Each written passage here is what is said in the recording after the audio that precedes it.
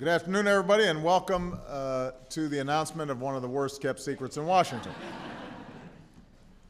As President, I rely on an extraordinary team of men and women here at the White House every single day, and I rely on my Chief of Staff to keep up with them and our entire government, making sure that we're all moving in the same direction, making sure that my priorities are being carried out and that our policies are consistent with the commitments that I've made to the American people, and that we're delivering progress to the American people.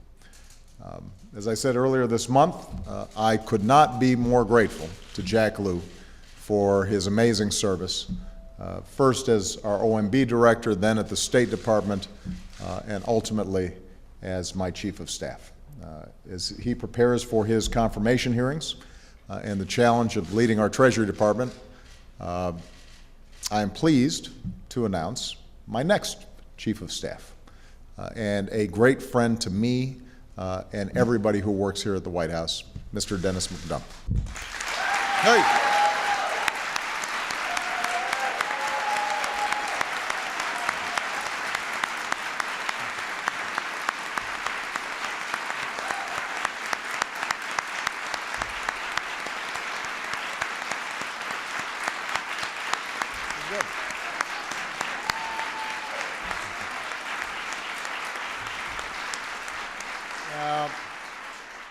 I have been counting on Denis for nearly a decade, since I first came to Washington, when he helped set up my Senate office, along with Pete Rouse. He was able to show me where the restrooms were and how you passed a bill. I should point out that even then Denis had gray hair. I've been trying to catch up to him. But at that time, I relied on his intellect and his good judgment, and that has continued ever since.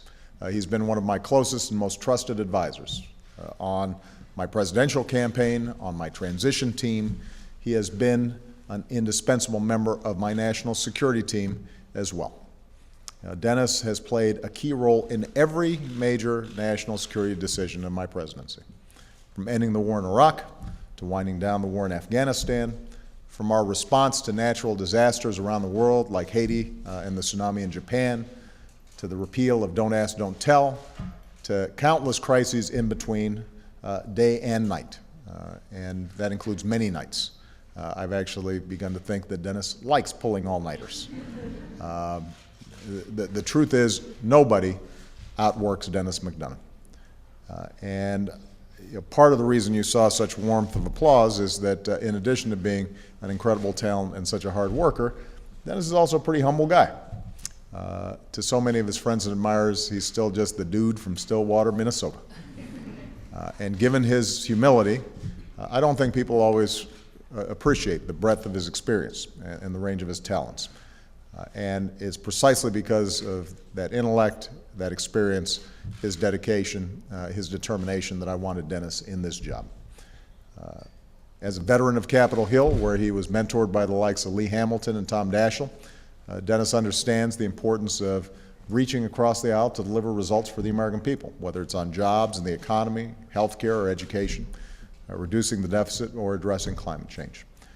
Denis is respected by leaders across our government. Add it all up, and I think he's spent most of the past 4 years leading interagency meetings, hearing people out, listening to them, forging consensus, and then making sure that our policies are implemented and that everybody's held accountable. And he always holds himself accountable first and foremost. And it's no easy task, but through it all, Denis does it with class and integrity and thoughtfulness for other people's point of views. He's the consummate public servant. He plays it straight, and that's the kind of teamwork that I want in the White House. Time and again, I've relied on Denis to help in our outreach to the American people as well, including immigrant and minority communities and faith communities. Denis is a man of deep faith, and he understands that in the end, our policies and our programs are measured in the concrete differences that they make in the lives of our fellow human beings and in the values that we advance as Americans. Denis insists on knowing for himself the real-world impact of the decisions that we make. So away from the cameras, without a lot of fanfare, He's visited our troops in Iraq and Afghanistan repeatedly, hearing their concerns, finding out what they need, and then making sure to follow up. He travels to Walter Reed, again without fanfare, to spend time with our wounded warriors, getting to know them and what we as a nation can do to take care of them and their families.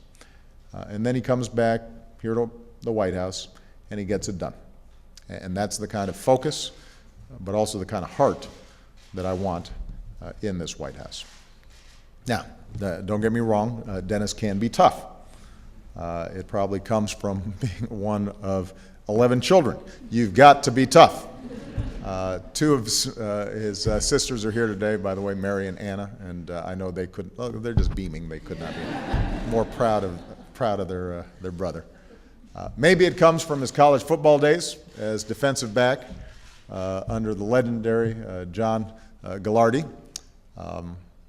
I always tease Denis that he made up for modest talents with extraordinary dedication and a high threshold for pain. This does remind me of perhaps the one topic on which Denis and I will never agree, and that is Vikings versus Bears. There's another reason we all love Denis so much, and that's his decency, his respect for those around him. Ask any of the staff who are here today, and they'll tell you that despite the unbelievable pressures of service at this level, Denis is still the first to think about a colleague or to write a handwritten note saying thank you, to ask about your family. That's the spirit that I want in this White House. And this, of course, is reflected in his incredible love for his own family. Kari, Addie, Liam, Teddy. I know that Dad's been at work a lot during the week and on weekends, and I guarantee he'd much rather be with you than with me.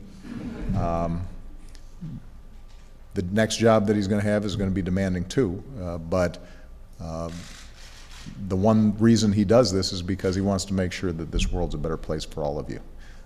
Dad will probably have to stop riding his bike to work. As Chief of Staff, I don't think that's allowed. But he is, he does what he does because he cares and loves you guys so much, and he wants to make sure that the next generation is inheriting the kind of America that we all want. So I'm grateful to the entire McDonough family for putting up with us. Denis, you're not just one of my closest friends, but you're also one of my closest advisors. And like everybody here, I cannot imagine the White House without you. Thank you for signing up for this very, very difficult job, as Jack Lew will testify.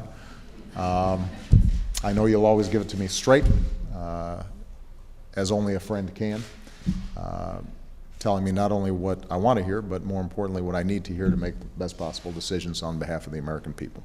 So for me, for Michelle, for all your friends and colleagues who are here today, thank you for taking this assignment. Congratulations. Thank you.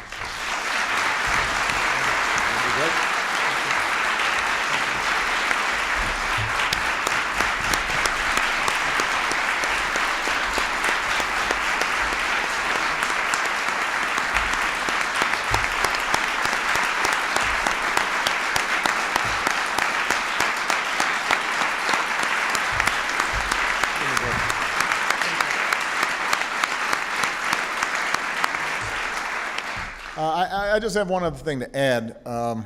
We made a number of personnel announcements today. There's going to be an incredible team that Denis will help lead. But I thought I'd take the occasion to just embarrass somebody. Some of you may know that today is David Plouffe's last day in the White House. I had to hide this in the end of my remarks because I knew he wouldn't want me to bring it up. So we had some secret squirrel stuff going on here to avoid him thinking that we were going to talk about him. But as many of you know, David has been with me from the very start of this enterprise, running for president. I can't tell you how lucky I have been to have him manage our campaign back in 2008. then joined the White House during these very challenging last 2 years. He's built a well-deserved reputation as being a numbers genius and pretty tough combatant when it comes to politics. But what people don't always realize, because he doesn't like to show it, is the reason he does this stuff is because he cares deeply about people, and he cares about justice, and he cares about making sure that everybody gets a shot in life. Those values have motivated him to do incredible things, and were it not for him, we would not have been as effective a White House, and I probably wouldn't be here. So I thought it was worthwhile for us just to say, even if he doesn't want us to say it, thank you to David Plouffe for his encouragement.